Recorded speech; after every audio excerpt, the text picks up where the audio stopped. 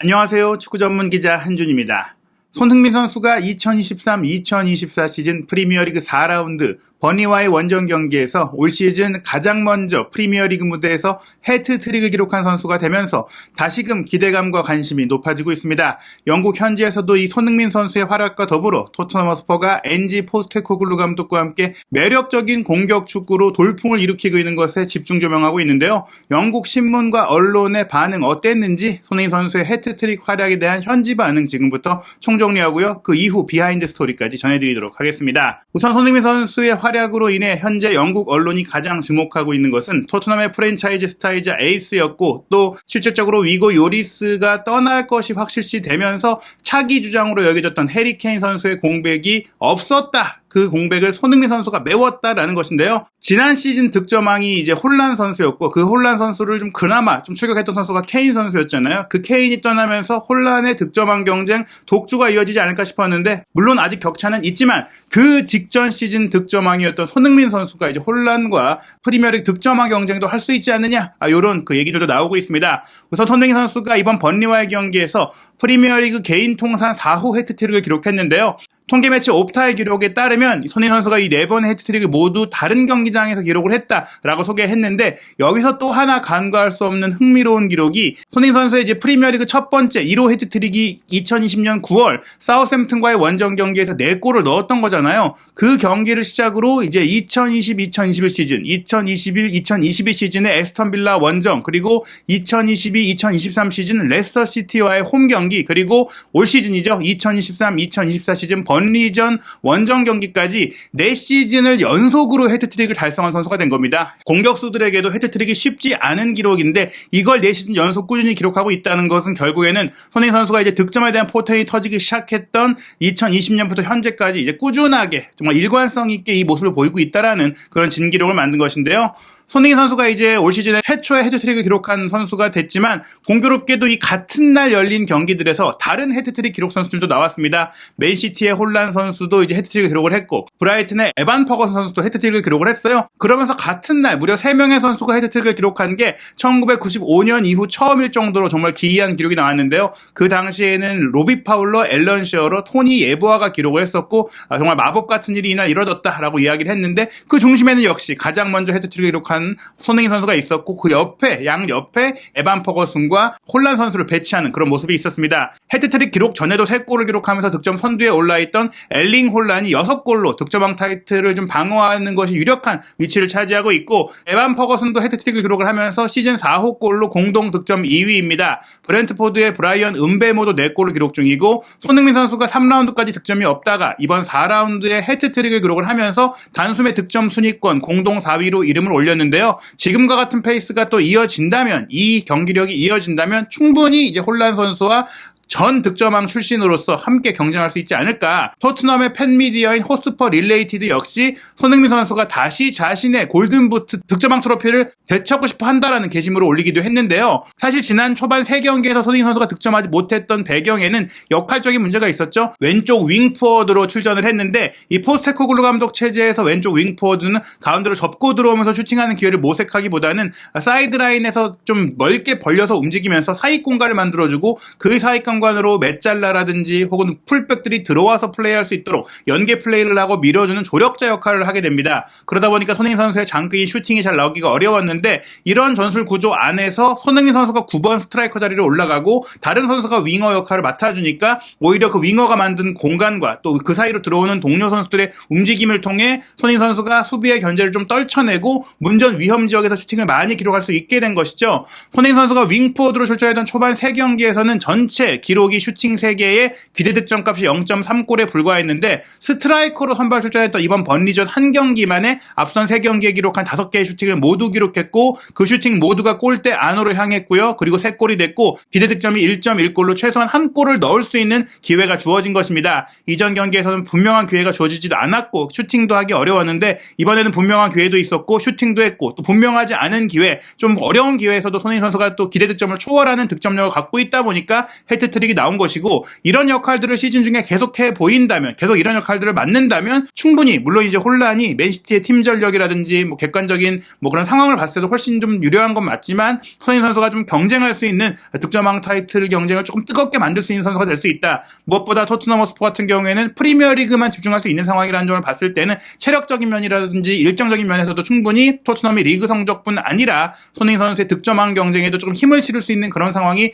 될 수 있다고 볼 수가 있겠습니다. 지난 시즌 말씀드린 대로 홀란과 케인이 득점왕 경쟁을 벌였는데요. 토트넘 허스퍼가 케인이 떠나면서 누가 골을 넣을 수 있겠느냐라는 우려들이 있었는데 영국의 공영방송이죠. 이 BBC의 60년 넘는 역사를 자랑하고 있는 분석 프로그램 매치 오브 더 데이의 공식 트위터 계정을 통해서 해리 케인이 없다고 문제 없다라고 이제 게시물을 올리면서 손흥민 선수와 매디슨 선수가 함께 세리머니를 하는 사진을 올렸어요. 그러면서 이 게시글의 댓글에도 손흥민 선수가 자신의 내추럴 포지션, 자신에게 딱 맞는 본래 포지션을 맡으니까 이제 골 문제가 해결이 됐고 또 여기에 그레이트 미드필드 서플라이, 미드필드 라인에서 매디슨의 지원이 있었기 때문에 이 시너지가 나고 있다. 손캐 듀오 없어도 손매 듀오로 대체할 수 있다라고 하면서 또 다른 팬은 케인은 이슈가 아니었다. 엔지 포스테코글루 감독이 팀을 바꿨다. 결국에는 케인 의존증의 문제는 케인이 너무 잘해서가 아니라 케인 외에 다른 선수들을 잘 운영하지 못하는 감독들의 문제가 아니었겠느냐. 좋은 감독이 오니까 이 문제가 해결됐고 대체할 수 있는 선수는 이미 있었다. 뭐 이런 얘기라고도 볼 수가 있겠습니다. 손흥민 선수가 이제 케인이 떠나면서 남긴 주장 완장도 그리고 중앙 공격수 역할도 해결사 역할도 다 해내고 있는데요. 그에 대해서 영국 BBC의 매튜 호와스 기자 역시 손흥민 선수에 대해서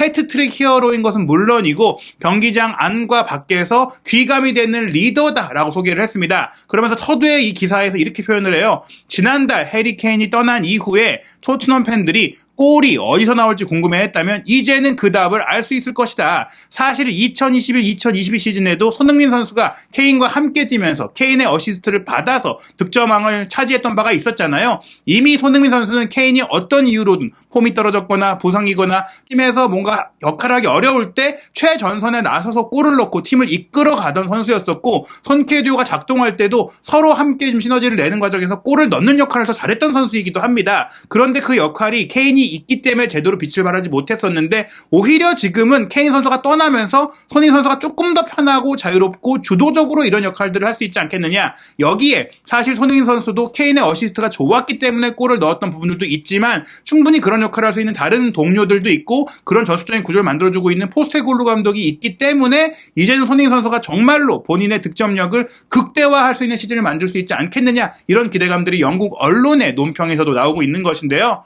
영국의 대중지인 일간지 데일리 미러 역시 이 토트넘의 엔지 포스테코글루 감독이 해리 케인이 떠나면서 무려 1억 유로라는 엄청난 이적료를 남겼음에도 불구하고 그의 대체자를 결국 영입하지 않았던 사인하지 않은 이유를 설명했다라고 소개를 했는데요. 경기 후 기자회견에서 저희도 이전 영상에서 얘기를 드렸지만 포스테코글루 감독이 이런 그 질문을 받았어요. 손흥민 선수가 9번 역할을 이렇게 잘해주니까 이런 것들을 좀 생각했기 때문에 9번 공격수를 영입하지 않은 것이냐. 케인 선수가 떠나면서 히샤이송이 있긴 했지만 이미 프리시즌부터 그리고 초반 경기 이적 시장이 열려있는 상태에서 치렀던 그런 경기들에서 조금만 아쉬움들이 있었고 자금은 있었으니까 다른 9번 공격수를 충분히 영입할 수 있는 고민의 시간이 있었을 텐데 손흥민 선수에 대한 믿음이 있었던 것이냐라는 질문이 있었을 때 그것이 꼭 정확한 이유라고 할 수는 없지만 그것도 이유 중에 하나라고 얘기를 한 겁니다. 이에 대해서 뭐 그거를 부인했다라고 해석하시는 분들도 있겠지만 지금 많은 영국 매체들은 이게 사실은 이제 뭐 완곡하게 인정한 것이다. 손흥민 선수를 9번으로 활용할 수 있다는 것을 프리시즌 아시아 투어 때부터 조금은 이제 언급을 했었고 실제로 이전 3경기에서도 특히 이제 맨유전이라든지 본머스전 같은 경우에는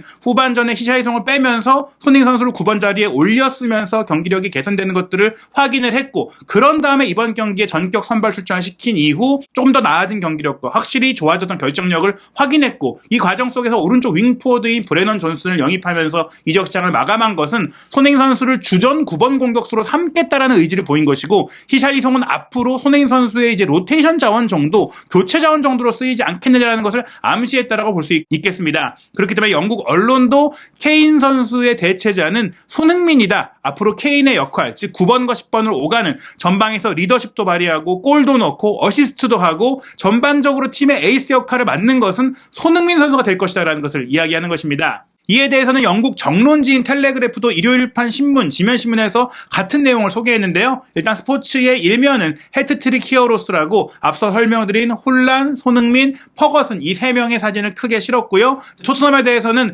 포스테코글루 감독이 토트넘을 그레이트 엔터테이너로 만들었다. 아주 흥미진진한 축구를 하는 그런 재미있는 축구를 하는 팀으로 변모시켰다라는 기사를 쓴 것입니다. 텔레그래프의 수석 기자인 마이크 맥그라스 기자가 현장 취재를 하면서 썼던 기사인데요. 이 기사의 제목이 인터넷판으로는 손흥민 선수에 대해서 또 얘기를 해요. 손흥민이 노래할 수 있는 이유를 줬다. 엔지 포스테코글루 감독의 혁명이 속도를 내고 있다. 흥미진진한 축구를 통해서 지난 시즌 어떻게 보면 득점왕을 차지한 이후 조금은 가라앉았고 어려운 시즌을 보였던 손흥민 선수가 노래하며 신나게 뛸 수 있는 그런 축구를 선보이고 있다. 이런 얘기인데 이 기사 안에도 주목할 만한 표현이 나옵니다. 손흥민의 해트트릭은 시즌 전날, 개막 전날이었죠. 해리 케인이 떠난 스트라이커 포지션에서 나왔다. 손흥민 선수의 골이 지금까지 많이 터지지 않았는데 지난 시즌 같은 경우에도 조금은 미드필더 가깝게 움직였었고 올 시즌 초반에도 윙어인데 정말 사이드라인을 밟고 다니게 시켰기 때문에 골을 넣을 수 있는 포지션에 가지 못했기 때문에 손흥민 선수의 결정력이 빛날 수 없었던 거잖아요. 그 부분들을 설명한 겁니다. 그리고 메디슨이 공격의 중심이 됐다.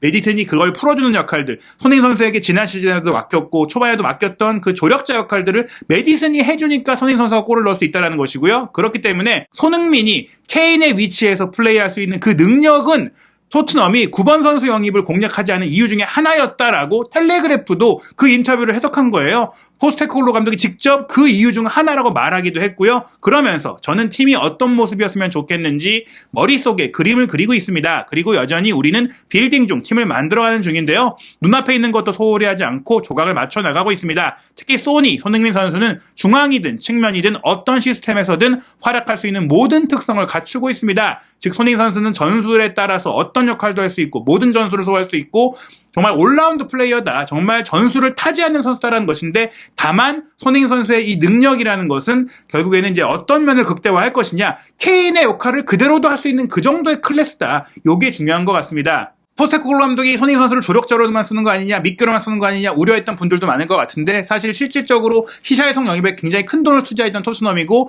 이 선수가 최전방을 맡아야 하는 선수니까 초반에는 기회를 줬어요. 계속해서 부진한 모습을 보이고 있는데 끝까지 밀어붙일 수는 없는 거였고 결국에 포스테코글루 감독이 손흥민 선수를 최전방으로 기용하기 시작했는데 그리고 나서 토트넘의 이제 공식 구단 방송이죠. 스퍼스 플레이에서 손흥민 선수의 독점 인터뷰를 이제 경기 끝나자마자 진행을 해서 소감을 이야기하는데 이 포스테코글루 감독이 도중에 난입해서 껴안고 축하해주고 좀 다독이는 모습이 나왔습니다. 결국에는 이게 포스테코글루 감독이 손흥민 선수를 얼마나 또 애정하고 아끼는지를 보여줄 수 있었던 하나의 에피소드였는데요. 포스테코글루 감독도 이제 경기 끝나고 영국 스카이 스포츠와의 인터뷰에서 손흥민 선수에 대해서 황홀하다라는 표현을 썼거든요. 경기 후 인터뷰 내용 소개해드리면요. 원정 경기에서 일찌감치 골을 내주는 것은 항상 시험대에 오르는 것이기 때문에 보고 싶은 장면은 아니었지만 선수들이 어떻게 반응하고 또 우리의 방식을 플레이했는지를 본다면 정말 놀라웠다. 선제골을 내주고도 경기를 지배하고 뒤집었던 그 과정에서 선수들의 반응이 대단했다는 것인데 우리는 침착하게 우리의 축구를 했고 경기에 몰입했고 수비적으로 볼을 가지고 경기 전체를 장악했다. 공이 있을 때나 없을 때나 잘했다는 얘기인데 특히 여기에 손흥민 선수의 활약에 대해서 엄청난 칭찬을 했어요. 손흥민 선수는 이 경기뿐 아니라 내내 팀을 위해서 뛰어난 활약을 펼쳐왔습니다. 오늘 해트트릭을 잘해서 잘한 게 아니라 이전 경기에도 이미 잘하고 있었다는 얘기죠. 그리고 오늘 그가 골키퍼를 압박했던 모습이야말로 우리가 경기에 박차를 가할 수 있는 계기가 되었던 것입니다. 저희가 이제 BBC 영상이라든지 이전 분석 영상에서도 말씀드렸다시피 손흥민 선수가 전방 압박을 굉장히 열심히 해줬기 때문에 번리의 플레이가 제대로 작동하지 못했고 흔들렸거든요. 그렇기 때문에 손흥민의 골뿐 아니라 그의 노력이 대단했습니다라고 하면서 물론 이제 골에 대해서는 정말 칭찬할 수밖에 없죠. 그는 골을 마무리할 수 있는 퀄리티를 가지고 있고 저는 그의 활약에 황홀합니다. 엑스태틱이라는 표현을 썼던 것입니다. 손흥민 선수도 이제 여러 매체들과 인터뷰를 진행했는데요. 인터뷰도 정말 최고다라는 평가를 받잖아요. 원정 팬들에게 고맙다는 메시지를 공식 채널에서 얘기를 했고 BBC 그리고 이제 옵투스 스포츠와 가진 인터뷰 너무나 정말 멋진 인터뷰 내용이 있거든요. 한번 다 소개해드리도록 하겠습니다. 프리미어리그 팀에서 뛰는 것은 많은 부담감이 있습니다. 하지만 가끔은 행복이 얼마나 중요한지 축구를 즐기는 것이 얼마나 중요한지 잊어버리기도 합니다. 저는 경기장 안팎에서 모범이 되고 웃으며 책임감을 가지려고 노력합니다. 여전히 앞으로 나아가고 발전하기 위해 노력하고 있습니다. 초심을 갖고 있는 거예요. 축구 선수로서 가장 중요한 축구를 사랑하는 마음. 그것이 손흥민 선수가 뭐 나이와 관계없이 계속해서 젊은 선수, 뭔가 신인처럼 뛸 수 있게 만드는 그런 의욕을 만드는 것 같고요. 또 이제 경기적인 부분에 있어서는 우리가 공을 갖고 싶었고 모두가 올바른 방향으로 움직이고 있었습니다. 공간이 많아 보였던 것 같은데요. 우리가 공간을 만든 것입니다. 공간이 그냥 생긴 게 아니라 우리의 움직임과 우리의 노력을 통해 나온 것이라는 것이죠. 그리고 리더십에 대한 칭찬에 대해서는 제가 주장이지만 제 주변에 훌륭한 선수들이 있는 것이고 선수들이 많이 도와주기 때문에 제 일은 정말 쉬워졌습니다라고 얘기하면서 역시나 본인을 지켜 세우기보다는 팀을 위해 모든 공을 돌렸고요. 그리고 이제 포스테코글루 감독과 함께하는 것에 대해서 정말 감사하게 생각한다고 하면서 선수로서뿐 아니라 인간으로도 많은 걸 배우고 있다라고 하면서 정말 짧은 기간이지만 지금까지 환상적인 여정이었고 앞으로 더 즐겁게 함께 일할 수 있을 것 같다라고 기대를 했습니다.